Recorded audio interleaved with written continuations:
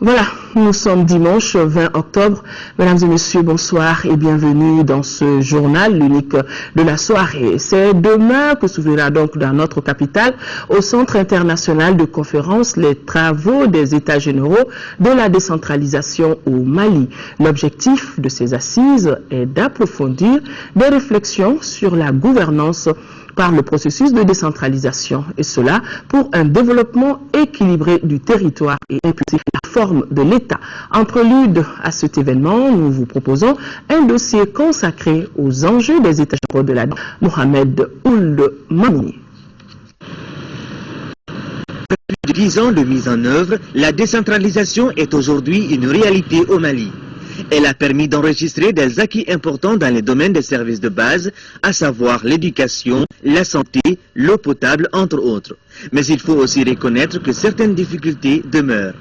La mise en œuvre de la décentralisation, liée notamment à la problématique de la gouvernance, mais aussi l'épineuse question du transfert des compétences et des ressources financières de l'État aux collectivités territoriales. Au centre des travaux des États généraux de la décentralisation, il y aura 3 enjeux majeurs. Des enjeux qui feront l'objet d'un groupe de travail sur plusieurs thématiques. Le renforcement de la démocratie, la bonne gouvernance, la prévention et la gestion des conflits. 2, l'amélioration de la fourniture des services de base aux populations. Et 3, la promotion d'un développement économique, régional et local. Chacun de ces enjeux fera l'objet d'un groupe de travail. Les États généraux de la décentralisation devront définir des orientations claires dans le but de faire évoluer l'organisation institutionnelle au Mali et la gouvernance. C'est pourquoi les uns et les autres font beaucoup d'espoir sur ces assises. On a fait beaucoup de réclamations, nous avons fait des réserves, notamment sur la partante, sur les routes. Quand on voit la route Kenyeba, une route d'or, 250 km, sillonnée par 4 000, 5 000, il faut faire 7 heures, 8 heures de temps ou 14 heures de temps sur cette route. C'est impensable. Je pense que les généraux prochains vont penser au sud, notamment la région de Kaye, particulièrement le cercle de Kenyeba. Nous allons demander à l'État encore de mettre les moyens pour former les secteurs de la décentralisation.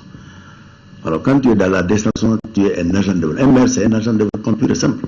Mais si nous avons les technicités, nous acquérons les technicités par rapport à cette mission, et nous sera encore plus facile. Ce que le gouvernement attend de ces États généraux, c'est réellement des orientations sur lesquelles l'État s'engagera pour réaliser en fait l'approfondissement de la décentralisation et répondre durablement à la crise institutionnelle et sécuritaire que notre pays a traversée.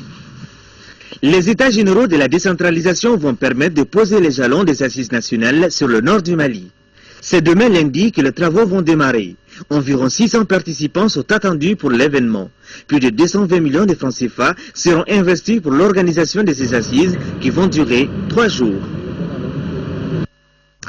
165 milliards de francs CFA, c'est le montant investi par l'Agence nationale des collectivités territoriales, et cela entre 2007 et nos jours. Dans le cadre de la décentralisation en marche depuis 11 ans dans notre pays, le transfert de compétences aux collectivités territoriales a débuté dans les secteurs de l'école, de la santé et de l'hydraulique. Si des acquis sont constatés, l'amélioration est possible, nous dit Moïse Traoré.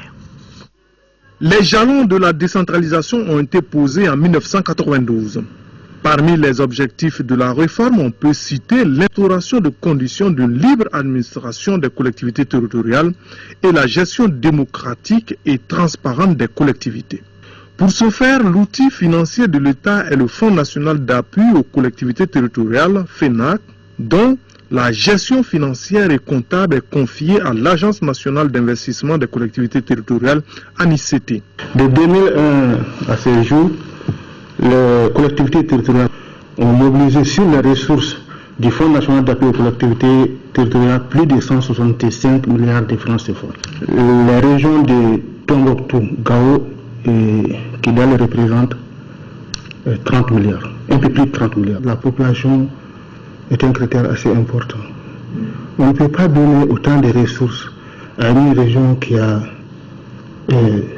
50 collectivités, je le prends comme ça au hasard, et une région qui a 10 collectivités. Le Fonds national d'appui aux collectivités territoriales, FENAC, dispose de subventions de fonctionnement, d'investissement et d'équipement.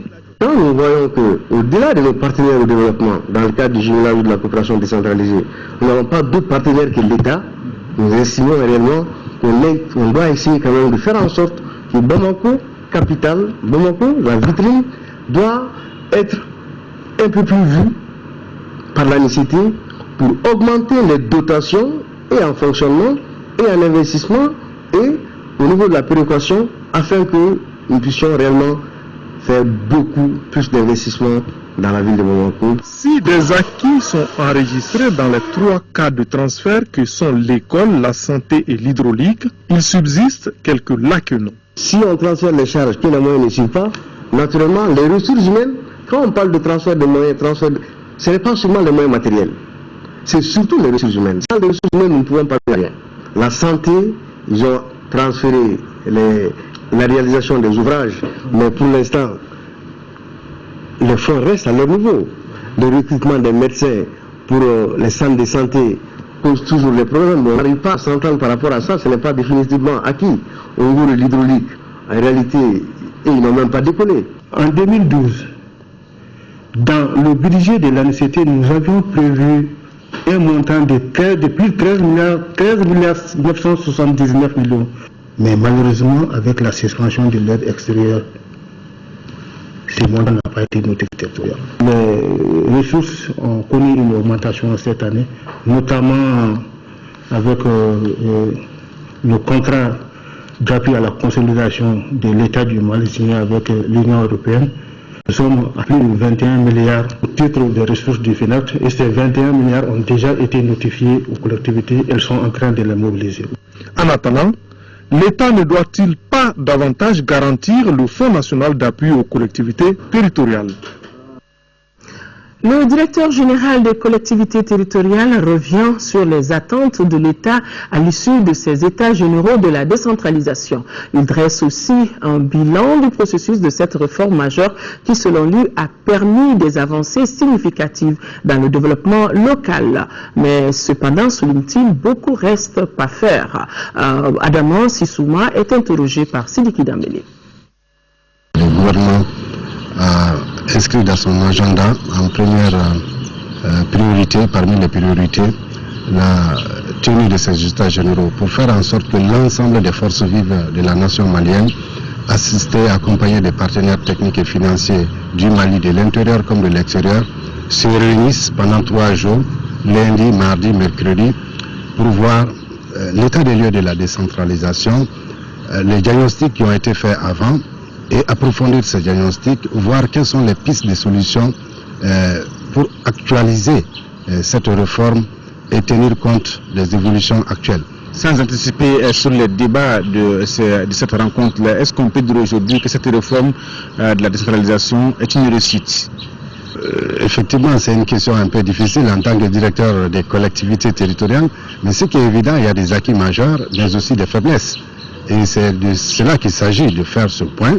En termes d'acquis, je vous le rappelle, le Mali, c'est 761 collectivités territoriales, 703 communes, 49 cercles, 8 régions et le district de Bamako. Chacune de ces collectivités s'administre librement à son budget, et initie des programmes de développement et les exécute. L'État apporte des contributions.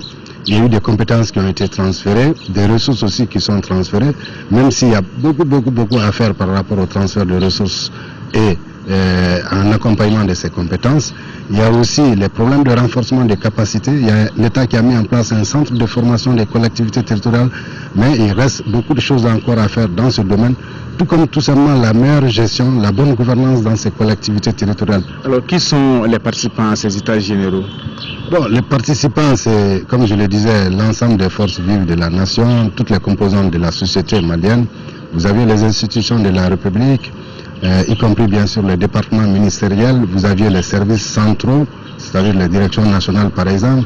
Vous aviez les représentants de l'État, gouverneurs, les préfets, vous aviez les représentants des collectivités territoriales, les présidents du conseil régional, les présidents du conseil de cercle, tous sont invités, les pays occidentaux.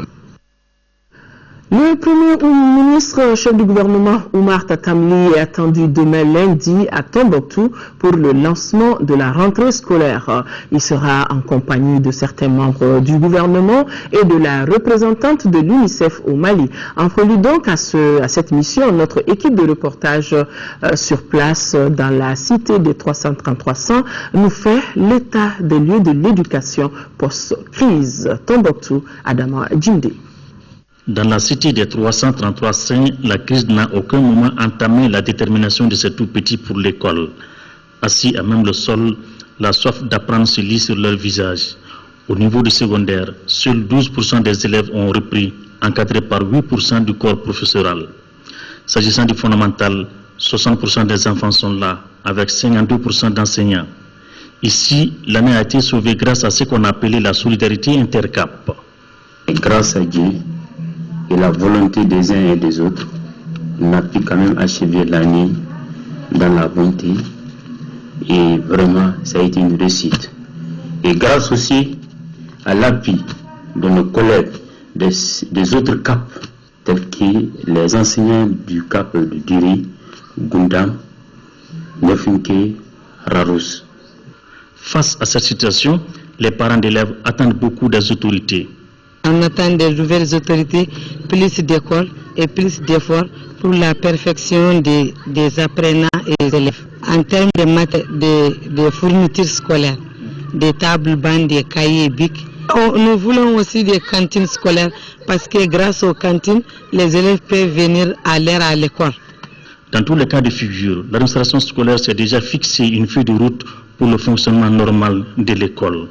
Après la sécurité, la priorité au niveau de l'académie d'enseignement de Tombouctou, c'est la présence des enseignants et des élèves dans nos écoles, autour desquels toute la communauté éducative, c'est-à-dire les CGS, les partenaires, les collectivités, puissent prendre ensemble un travail pour pouvoir ramener la paix et la sécurité autour de l'école. Entre-temps, on attend encore les résultats des différents examens, DF, BAC, CAP et BT. À Tombouctou, certaines classes ont cédé suite aux fortes pluies, ce qui a obligé les responsables à envisager des solutions palliatoires à la limite de leurs maigres moyens. Du coup, des partenaires comme l'UNICEF ont intervenu in extremis. Concrètement, il y a 9 tentes qui ont été disponibilisées au niveau de l'Académie d'éducation, qui les a mises à la disposition de ces écoles pour que les enfants puissent recommencer les cours dans des conditions à peu près correctes. En 6e région, pour l'année précédente, les ordres d'enseignement technique professionnel et l'enseignement normal n'ont pas fonctionné suite aux événements. À Gao, le collectif des syndicats d'enseignants de la 7e région était hier samedi devant la presse. Objectif, informer l'opinion nationale et internationale des raisons du boycott de la rentrée scolaire 2013-2014 fixée au 17 octobre dernier. L'omission d'une frange importante d'enseignants sur la liste des bénéficiaires des 250 000 francs CFA proposés par l'État serait à la base de cette prise de position. Audrissa Koné depuis Gao. C'était le 17 octobre dernier, jour de la rentrée dans toutes les zones libérées dans le septentrion malien. Mais à Gao, la surprise fut grande car les enseignants ont brillé par leur absence ce jeudi matin dans tous les établissements de la région. Pour cause, près de 1200 enseignants ne figureraient pas sur la liste des bénéficiaires des mesures d'accompagnement que l'État donne à tous les travailleurs du Nord. Cet appui de 250 000 francs CFA permet le déplacement et l'installation de chaque travailleur. Dans la pratique, selon le collectif des syndicats d'enseignants, seulement 1563 sur 2757 ont bénéficié de cet appui. Les 250 000 francs que des agents de l'État qui sont à Gao, qui n'ont pas bougé de Gao, ont bénéficié ici à Gao. Par la même veine, on demande aux enseignants de l'éducation qui n'ont pas bougé que vous n'avez pas droit aux 250 000. Ce point de presse a permis de lever tout équivoque, mais aussi d'éclairer la lanterne des parents d'élèves invités pour la circonstance. Pour la rentrée scolaire, il n'y a pas un problème de sécurité, c'est un problème de sous, c'est un problème de droit que nous sommes en train de réclamer. À quand donc le bout du tunnel pour l'éducation dans la région de Gao qui a tant souffert? En attendant de résoudre cette équation, des milliers d'enfants prêts à reprendre le chemin de l'école resteront à la maison. Né en 1933 à Brazzaville, le nouveau médiateur de la République est titulaire d'un doctorat en sciences physiques obtenu en 1968 à Paris. Baba Akib Aïdara, c'est de lui qu'il s'agit, fait partie des tout premiers cadres nationaux ayant répondu à l'appel lancé par le président malien de l'extérieur à rejoindre ceux de l'intérieur pour participer à la construction nationale au lendemain de l'indépendance. Portrait signé Lamine Tchekoura Koulibaly. Le puissance est la réforme de l'enseignement de 1962. Enseignant à l'époque au lycée Askia Mohamed, Baba Akib Aïdara contribue à sa conception et à sa mise en œuvre, puisqu'il sera le premier auteur malien de manuel scolaire en physique-chimie, manuel scolaire adapté justement au programme issu de cette réforme. C'était un pas de franchi dans la décolonisation des esprits. Le premier manuel, c'est le cours d'électrostatique et sciences exactes. Et à la sortie de ce premier cours, le ministre de l'Éducation de l'époque, qui était Ablaye Singare, a informé le président Modibo Keïta, un jeune professeur qui est là, qui écrit des livres sans rien demander, évidemment. Le président Modibo a été très touché et il m'a écrit une lettre pour dire sa satisfaction. Baba est directeur de l'ancienne école des travaux publics, l'ETP, dont il assurera d'ailleurs la transformation en école nationale d'ingénieurs, ENI, puis directeur général de l'enseignement technique et professionnel et directeur général enfin des enseignements supérieurs et de la recherche scientifique.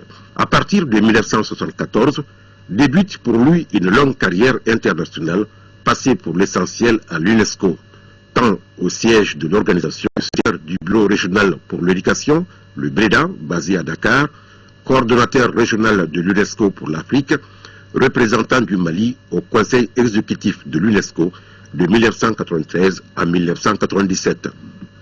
Baba Akib Aïdara est un homme politique. Il est membre de l'USRDA et à ce titre a été candidat à l'élection présidentielle de 1992 avant d'entrer dans le premier gouvernement de la Troisième République comme ministre d'État, ministre de l'Éducation nationale. Il est aujourd'hui le président du Conseil supérieur de l'éducation et au plan politique, président du comité des sages de son parti. Le statut de médiateur est incompatible avec un certain nombre de fonctions, notamment des fonctions politiques ou des fonctions d'autre nature. Hein. Et je vais respecter scrupuleusement le statut, ce que disent les statuts du médiateur de la République. Le bureau du médiateur de la République peut-il contribuer à la réconciliation nationale et comment? Comment on verra sur le terrain? Peut-il? Je pense que oui, puisque en 2011, il y a eu une loi qui a été adoptée par le gouvernement qui en fait élargit le champ de mission du médiateur pour permettre au médiateur, dans certaines circonstances, de participer à toute mission qui conduirait à la réconciliation, donc pour la paix, la consolidation de la paix sociale, etc. Lui qui fut délégué général pour le Nord auprès du chef de l'État, président du CTSP en 1991, dispose d'une riche expérience en médiation, engagée au cours des négociations entre les mouvements rebelles et le pouvoir central au début des années 90. Un acquis qu'il saura certainement mettre à profit dans un tout autre contexte. Enfin, le tout nouveau médiateur de la République est commandeur de l'Ordre national du Mali, commandeur de l'Ordre national du Sénégal et commandeur de l'Ordre national de la Guinée. Le ministre ministre du Développement rural et le ministre délégué en charge de l'élevage, de la pêche et de la sécurité alimentaire viennent de boucler une mission de prospection dans les zones de production de l'Office du Niger. À Nyono et à Djabali, les ministres ont visité des infrastructures et échangé avec les acteurs du secteur. Reportage Kandesila.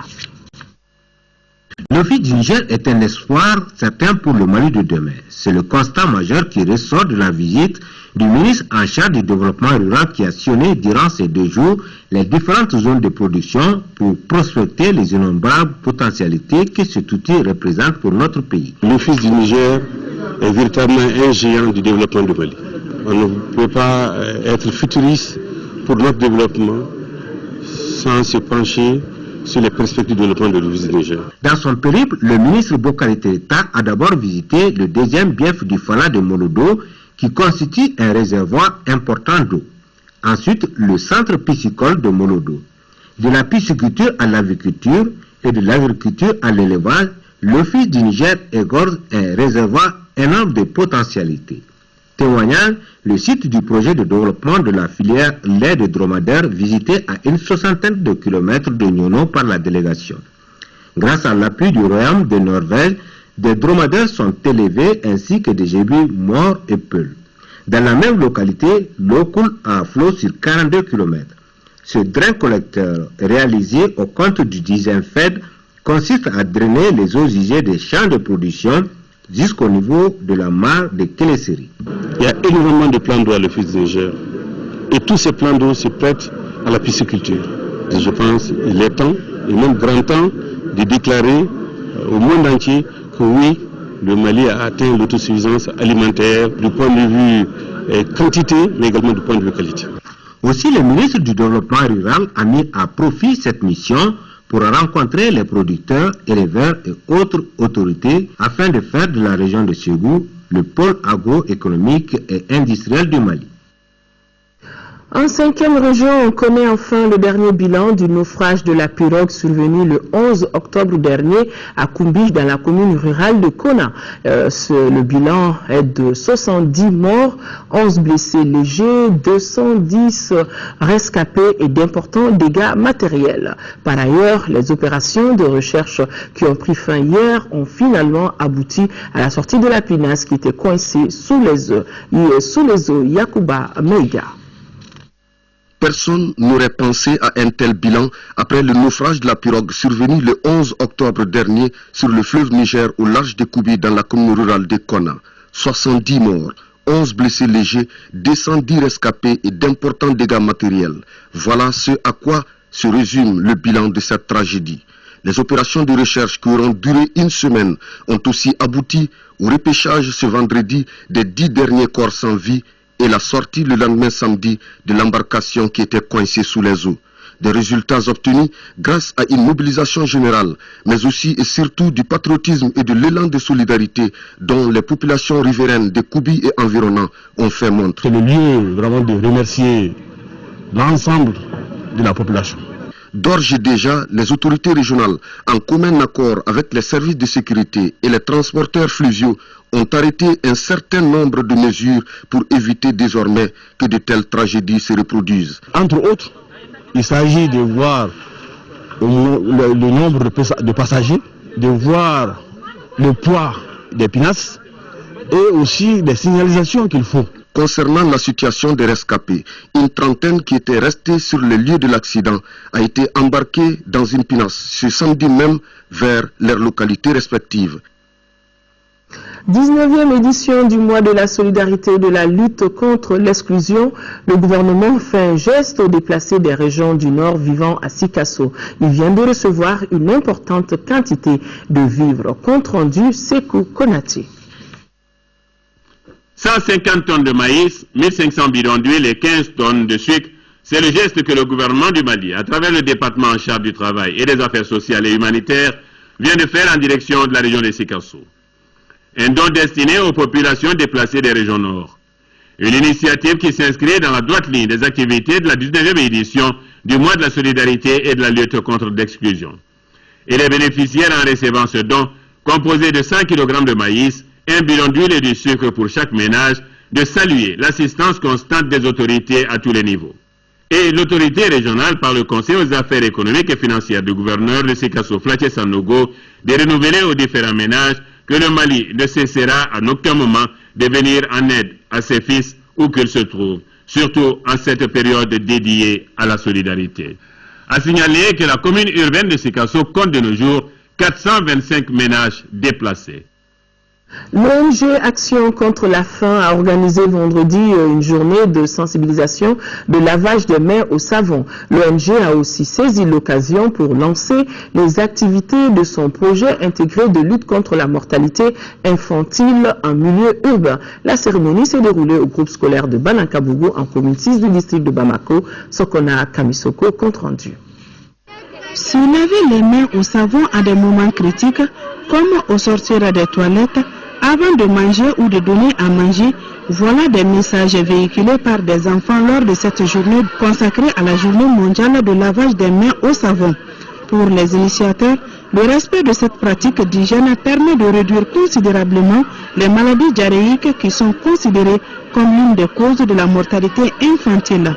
C'est pourquoi l'ONG Action contre la faim ACF a saisi l'occasion pour lancer les activités de son projet dénommé Projet intégré de lutte contre la mortalité infantile en milieu urbain. Nous avons choisi une école parce que le projet que nous sommes en train de mettre en œuvre actuellement s'appelle Projet intégré de lutte contre la mortalité infantile en milieu urbain. Et si vous voyez le lien entre la malnutrition et le lavage des mains, si vous prenez les causes de la malnutrition, et quand même les infections, les maladies liées à la diarrhée sont quand même principalement les causes réelles de la malnutrition. Le projet est cofinancé à hauteur de 500 millions de francs CFA pour une durée de 3 ans. Dans les jours à venir, ACF entend créer des clubs d'hygiène à travers 10 écoles des communes 4 et 6. La journée a pris fin par la remise des cadeaux aux enfants. Dans le cadre de la célébration de son 23e anniversaire, le Comité national d'initiative démocratique, CENID Association, a organisé une conférence débat. Le thème est le CENID Association face aux défis du changement au Mali, bilan et perspective. Pour les initiateurs, cette rencontre constitue un cadre approprié pour informer sur les questions relatives au changement dans notre pays. Moussa Fani. 18 octobre 1990, 18 octobre 2013, le CENID Association a 23 ans. Pour célébrer cet anniversaire, les responsables de l'association ont initié une conférence débat sur un thème qui colle à l'actualité. Le CENID Association face aux défis du changement au Mali, bilan et perspective. À chaque changement de régime, le peuple réclame le changement. Mais malheureusement, l'aspiration du peuple n'a jamais été satisfaite. Le seul message que je peux envoyer au peuple malien, c'est de rester vigilant. Pour les organisateurs, le CENID Association étant un des acteurs de la démocratie ne peut rester indifférent à la situation actuelle du pays. La célébration de ce 23e anniversaire est donc une opportunité pour les organisateurs d'échanger sur les sujets d'actualité. Nous pensons que la situation actuelle, comme celle d'hier, interpelle et continue d'interpeller les partis politiques jusqu'à ce qu'ils jouent réellement leur rôle. Parce que les partis politiques sont des phares qui doivent informer, sensibiliser, mobiliser la population dans le sens de l'intérêt collectif. S'ils n'y arrivent pas, ils ont failli. C'est une lutte de longue haleine, la lutte pour la liberté, pour la dignité, pour le respect de soi, pour l'avenir de ses enfants. Les initiateurs ont également invité la population malienne à plus de patriotisme et plus de respect au bien public. La Ziara 2013 dans Sardine internationale a pris fin en début d'après-midi à Tamani. Tamani, c'est en 4e région. Pendant 3 jours, plus de 50 000 personnes ont convergé au rythme d'un vrai pèlerinage. Ils ont entre autres fait des prières pour implorer Allah le Tout-Puissant, des bénédictions pour la paix, organisées des séances de lecture du Saint-Coran. Le récit de nos envoyés spéciaux, Ibrahim Koromakan, Barakou Meiga et Abdrahman Meiga. La ville de Tamani, localité située à 230 km de Bamako, en 4e région, a vibré pendant 3 jours au rythme d'un vrai pèlerinage sur les lieux saints. Ces fidèles venus d'une dizaine de pays dont le nôtre ont entre autres procédé à des prêches et lectures du Saint-Coran avant de se recueillir sur la tombe des érudits de la religion. Parmi ces serviteurs d'Allah, il y a Madani Haïdara, père du guide spirituel dans Sardine internationale. Se recueillir sur la tombe adoucit le cœur, fait penser à la mort et nous amène à éviter les péchés. Pour la réussite de ce grand rendez-vous annuel, plusieurs dispositions ont été prises par la commission d'organisation. Chaque année, après la fête de Tabaski, 5 jours après, nous nous retrouvons pour se connaître sur le plan national, sur le plan international, un développement au sein de la religion musulmane. Moment de retrouvailles, de communion et d'imploration de Dieu et du prophète Mohammed, ce Ziara 2013 vise plusieurs objectifs, dont le premier est le renforcement de la cohésion entre les fidèles musulmans. L'événement est également mis à profit pour inviter les participants à se battre pour promouvoir la paix et la stabilité, gage de tout développement. Chez nous, à sa responsabilité, c'est à interpeller les juges du jugement. Et cela donc nous oblige à aller vers de tels actes afin que nous-mêmes, nos enfants, nos épouses se rendent compte que donc il y a des valeurs que nous devrions perpétuer. Malgré la grande mobilisation, cette rencontre 2013 dans Sardine internationale s'est déroulée sans incident majeur. Et les fidèles venus de tous les coins du monde se disent satisfaits d'accomplir ce rituel, comme en témoignent les nombreux intervenants qui ont tenu à saluer cette grande rencontre autour de l'islam et féliciter les initiateurs. Conservation et valorisation des techniques traditionnelles de teinture, cas du bogolan, bassilan et du gala. Ces teintures connaissent aujourd'hui une légère évolution tant sur le plan des techniques utilisées que sur l'exploitation des plantes teinturiales. Cependant, la valorisation de ces moyens décoratifs de nos accessoires vestimentaires révèle quelques insuffisances. Le grand format de ce soir se penche sur ces héritages culturels. Une réalisation de... Parmi les produits de l'artisanat qui font la fierté de notre pays, on peut sans se tromper citer le borolan, une des teintures les mieux connues. Son origine est difficile à définir avec précision. Cependant, en décomposant le mot borolan, on a boro qui veut dire l'argile et lan qui veut dire l'effet. Alors, le borolan, c'est l'effet de la terre sur le tissu. Il existe 3 techniques traditionnelles de teinture qui sont le bassilan fini, le borolan fini et le gala fini. Le bassilan fini, c'est juste un tissu qui est teint avec des écorces ou des feuilles de plantes teinturiales. Et généralement, on a 2 séries de couleurs, les couleurs ocre jaune et les couleurs ocre rouge. Lorsque l'argile touche le bassilan, ça devient immédiatement borolan. Et enfin, on a le gala fini, c'est un tissu teint à partir d'une plante qui s'appelle le gala. Ces tissus étaient utilisés en fonction de leur couleur et des couches sociales. La couleur ocre jaune et les nuances sont couramment utilisées par la population, surtout les paysans. Et la couleur ocre rouge est couramment utilisée par les détenteurs de savoir, tels que les chasseurs, les guérisseurs. Autrefois, il existait 2 genres de bogolan. Le bogolan noir et blanc appelé dans les jargons bogolan négatif et le bogolan avec un fond coloré ou bogolan positif. Pourtant, les plantes teinturiales nous donnent les 3 couleurs de base, qui sont le jaune obtenu à partir du galama, le rouge donné par le pécou et le bleu à base du gala. À cela s'ajoute du noir de l'argile et du blanc qu'on a à partir du savon. Pour un peintre aguerri, cela constitue un arsenal de mélange pour obtenir les différentes couleurs et leurs nuances. Il y a eu l'innovation non seulement sur les techniques de fabrication, il y a eu également l'innovation sur les couleurs, c'est-à-dire la recherche d'autres couleurs qui n'existaient pas auparavant. Au centre Ndomo de Ségou, un système de récupération des matériels utilisés est mis sur place au nom du respect de l'environnement. On a les tissus décorés avec l'argile sont lavés. Après le lavage, l'eau pénètre dans un bassin. Et en entrant dans le bassin, l'argile se dépose au fond du bassin et l'eau surmonte. Et cette eau est déversée dans un second bassin sur le sable et sur le charbon qui fait filtrer l'eau. Et après, l'eau filtrée vient dans un autre grand bassin et de là, on utilise cette eau pour arroser les plantes qui se trouvent sur des sites. On a une partie de cette eau qui va dans un petit étang. Et dans ce petit étang, nous sommes en train d'élever du poisson, de faire la pisciculture. Aujourd'hui, le Bogolan est prisé en dehors du Mali. Malheureusement, sa sollicitation dans notre propre pays nous laisse sur notre faim. Conséquence, les créateurs changent de cap. Autrefois, le Bogolan, le Basilan et le Gala étaient utilisés pour décorer les accessoires vestimentaires. Bon, maintenant, au niveau d'Indomo, bon, on utilise en quelque sorte ces techniques pour faire des accessoires de décoration. Et cela ne fait pas partie de nos valeurs culturelles. Donc c'est surtout les Occidentaux qui utilisent beaucoup d'accessoires d'intérieur.